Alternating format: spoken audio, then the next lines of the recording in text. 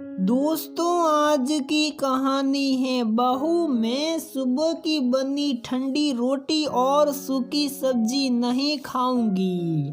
दोस्तों, कहानी शुरू करने से पहले अगर आपने हमारे चैनल को सब्सक्राइब नहीं किया है तो सब्सक्राइब कर लीजिए ताकि आपके पास पहुंचे हर नया वीडियो।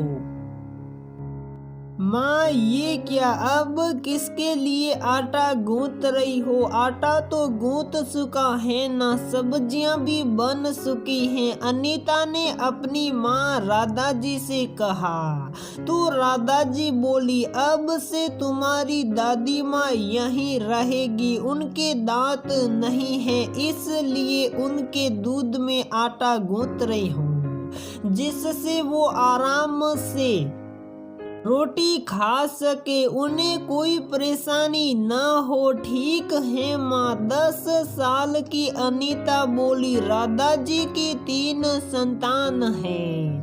10 साल की अनीता, 6 साल की सवी और 3 साल का राहुल। राधा जी की सासू माँ पहले अपने छोटे बेटे के साथ रहती थी। कुछ दिन पहले ही उनके देवर को दुबई में अच्छी नौकरी मिल गई। वो परिवार सहित दुबई चले गए। राधा जी अपनी सासू माँ की खूब सेवा करती, बढ़िया से बढ़िया खाना, कपड़ा और उससे बढ़कर उनका मान सम्मान करती और उन्हें भरपूर प्यार भी करती। तीनों बच्चे भी दादी का सम्मान करते और उन्हें प्यार करते। दोनों बेटियां अक्सर पूछती, माँ आप दादी जी के लिए इतना सब करती हैं, आप थकती नहीं? तो राधा जी कहती, वो बुजुर्ग हैं, तुम्हारे पापा की मम्मी और अब तो मेरी भी माँ यही है और हम सबको कितना प्यार करती हैं। तुम्हारी शादी होगी तो तुम भी अपनी सासू माँ का सम्मान करना और उनकी सेवा करना, उनसे प्यार करना। राधा जी की 2 बेटियों ने ये बात गांठ बांध ली। राधा जी की सासू माँ बहुत खुश थी, राधा जी भी खुश थी। वक्त बीता, दोनों बेटियों की शादी हुई और कुछ महीनों बाद राधा जी की सासू माँ का स्वर्गवास हो गया। राधा जी की दोनों बेटियां ससुराल में खुश थी। माँ की सीख ने उनका जीवन खुशहाल बना दिया था, क्योंकि ससुराल वाले भी अच्छे और समझदार थे, बहुओं की अच्छाई की कद्र करते थे। वक्त बीता, राधा जी का बेटा भी पढ़ लिख कर नौकरी करने लगा। इसी बीच राधा जी के पति भी स्वर्ग सिधार गए। अब राधा जी की तबीयत भी ठीक नहीं रहती थी, वो काफी कमजोर हो गई थी। राहुल ने लव मैरिज कर ली। राधा जी ने बहू को सिर आंखों पर बिठाया। उनकी बेटियों ने भी भाभी को हृदय से स्वीकार किया, पूरा सम्मान और बढ़िया उपहार दिए। राधा जी की बहू ने उनकी जरा भी कद्र न की और सेवा तो बहुत दूर की बात थी, ढंग से खाना भी नहीं देती थी। राधा जी अपने शांत स्वभाव के कारण चुप रहती थी। राधा जी दांतों की खराबी के कारण रोटी नहीं चबा पाती थी, लेकिन उनकी बहू उन्हें कभी ताजी रोटी बनाकर नहीं देती थी।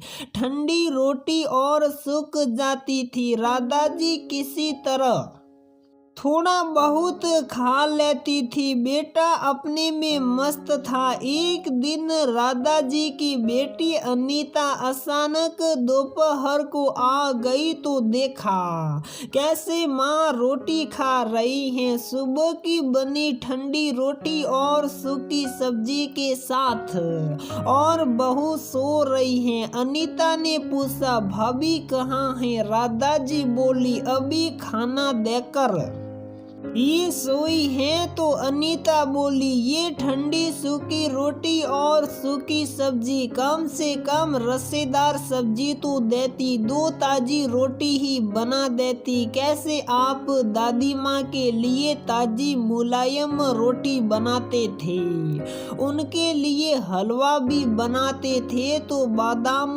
बारीक पीस कर डालते थे, उनके बढ़िया से बढ़िया कपड़े आते थे, उनके पैर दबाते थे, उन्हें नहलाते धुलाते भी थे, और आपकी अच्छाई का ये फल मिल रहा है। राधा जी बोली, जरूरी नहीं कि अच्छाई का फल अच्छाई ही मिले, वो मेरे संस्कार थे, ये बहू के संस्कार हैं। लेकिन मेरे मन को शांति और मुझे संतुष्टि है कि मैंने अपनी माँ समान सासू माँ की सेवा की है, उनका दिल नहीं दुखाया। मेरे कर्म मेरे साथ हैं और फल की मुझे कोई इच्छा नहीं। तुम भी अपने सास ससुर की सेवा निस्वार्थ भाव से करना, क्योंकि ऊपर वाला सब देख रहा है।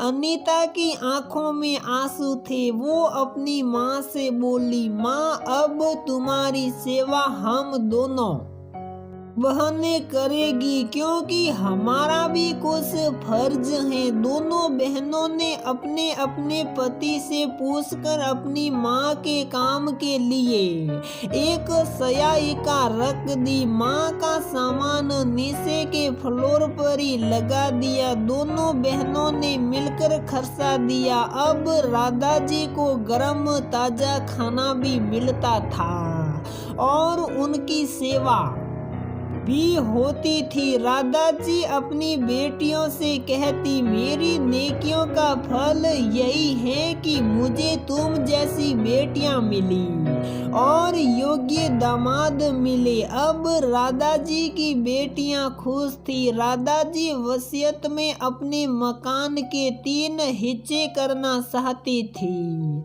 लेकिन बेटियों ने मना कर दिया और बोली, शायद भाई भाभी को कभी समझ आ जाए तो हमारा मायका बना रहेगा। हमें हिस्से की कोई सहा नहीं है और कोई जरूरत भी नहीं, और अगर हमें कोई जरूरत भी होती तो भी हम अपना मायका और रिश्ता खराब न करती। राधा जी बहुत खुश थी कि उनकी बेटियां बहुत समझदार हैं। तो दोस्तों, हमारी ये कहानी यहीं पर समाप्त होती है। अगर आपको हमारी ये कहानी पसंद आती है तो प्लीज वीडियो को लाइक करें, शेयर करें और हमारे चैनल को सब्सक्राइब जरूर करें।